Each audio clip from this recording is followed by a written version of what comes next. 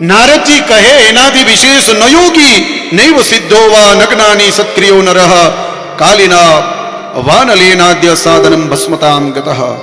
કલયુગમાં હવે યોગ સાધના રહી નથી. કોઈક જગ્યાએ છે, બાકી યોગ સાધના નથી. ન યોગી ન સિદ્ધો વા, કોઈ સિદ્ધ પુરુષ રહ્યું નથી. અને કદાચ હશે તો 10% હશે, 90% નહીં હોય. આ કલયુગનો પ્રભાવ છે. હે સનત કુમારો, ફરતા ફરતા ફરતા હું વૃંદાવન માંથી નીકળો યમુનાજીના કિનારેથી. યા મેં એક આશ્ચર્ય જોયું. એક સ્ત્રી બેઠી છે અને એના ખોળામાં 2 પુરુષ સૂતા છે. ત્યાંથી હું પસાર થયો. થોડો આગળ ગયો ને પેલી સ્ત્રીએ મને બૂમ પાડી, ભો ભો સાધો ક્ષણમ તિષ્ઠ. એ સાધુ ઉભા રહો, મચ્ચિંતામપિ નાશય, મારી ચિંતાને તમે દૂર કરો, મારા દુઃખને તમે દૂર કરો.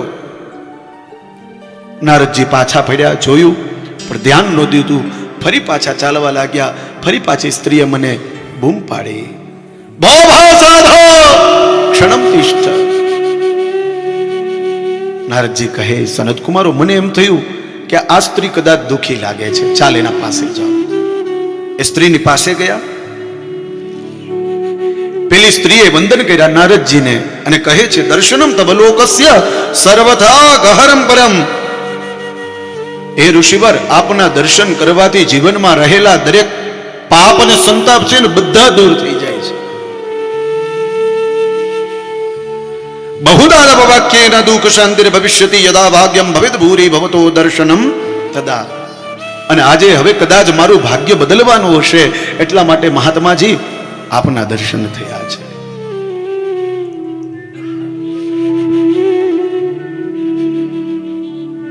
મારી ચિંતાને તમે દૂર કરો.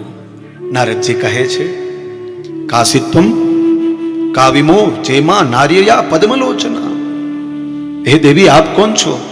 આપનું નામ શું છે? તમે કહો. અને ત્યારે પેલી સ્ત્રીએ કહ્યું, અહમ ભક્તિ ઇતિ ખ્યાતા ઇમો મે તનયો મતા. મારું નામ ભક્તિ મહારાણી છે અને આ બંને બાળકો છે. એકનું નામ જ્ઞાન છે, એકનું નામ વૈરાગ્ય છે. પણ કાલ યોગેન જર્જરો, આ કલયુગના પ્રભાવને લીધે આ જ્ઞાન અને વૈરાગ્ય જર્જરિત થઈ ગયા છે. આવું કેમ બન્યું? ભક્તિ મહારાણી કહે છે, મારું ઉદ્ગમ સ્થાન ઉત્પન્ના દ્રવિડે સહમ વૃદ્ધે કર્ણાટકે ગતા. દ્રવિડ દેશમાં મારું ઉદ્ગમ સ્થાન છે. કર્ણાટકમાં થોડી થોડી મોટી થઈ, મહારાષ્ટ્રમાં થોડી વધારે મોટી થઈ, પણ ગુર્જરે જીર્ણતામ ગતા. ગુર્જર નામનો જે પ્રાંત આવ્યો ને ત્યાંથી પસાર થઈને જીર્ણતામ ગતા. અમારા જ્ઞાન અને વૈરાગ્ય બંને જીર્ણ થઈ ગયા.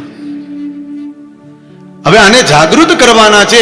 જો આ જ્ઞાન અને વૈરાગ્ય જાગૃત નહીં થાય તો વિદેશમ ગમ્યતે મયા. આ જાગૃત નહીં થાય તો હું મારા બાળકોને લઈ, જ્ઞાન અને વૈરાગ્યને લઈ અને હું વિદેશ વહી જઈશ. નારદજીએ કહ્યું, વિદેશ જવાની જરૂર નથી, આપે અહીંયા જ રહેવાનું છે. આવું બધું બન્યું છે ને એનું માત્ર એક જ કારણ છે, અને કારણ છે કલયુગ. આ કલયુગના પ્રભાવને લીધે આ બધું થઈ રહ્યું છે. બાકી તો આ વૃંદાવન છે ને, આ વૃંદાવનની અંદર ભક્તિ છે ને એ નાચતી હોય છે. ભાગવતજી કહે, વૃંદાવનસ્ય સંયોગા પુનસ્ત્વમ તરુણી નવા ધન્યમ વૃંદાવનમ તેન ભક્તિ નૃત્યતિ યત્ર ચ. અરે વૃંદાવનમાં તો ભક્તિ નાચતી હોય છે, નારદજી કહે છે. અને વાત એ સાચી છે, જે આમાંથી વૃંદાવન ગયું હશે એને ખબર હશે, અને જે નો ગયો એ અમારા પ્રભુજીની પાસે થોડી વાર બેસજો, અમારા ચૈતન્ય પ્રભુજી પાસે, જગદીશભાઈ પાસે, એટલે એ તમને વૃંદાવનનો વિસ્તાર કરીને કહેશે.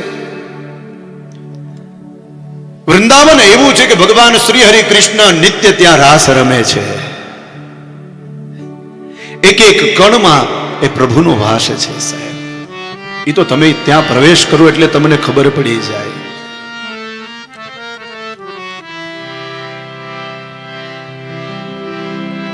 તો હે ભક્તિ મહારાણી, તમારે ક્યાંય જવાનું નથી. તમારા જ્ઞાન અને વૈરાગ્ય બંને બાળકોને હું જાગૃત કરીશ, હું આપને વચન આપું છું.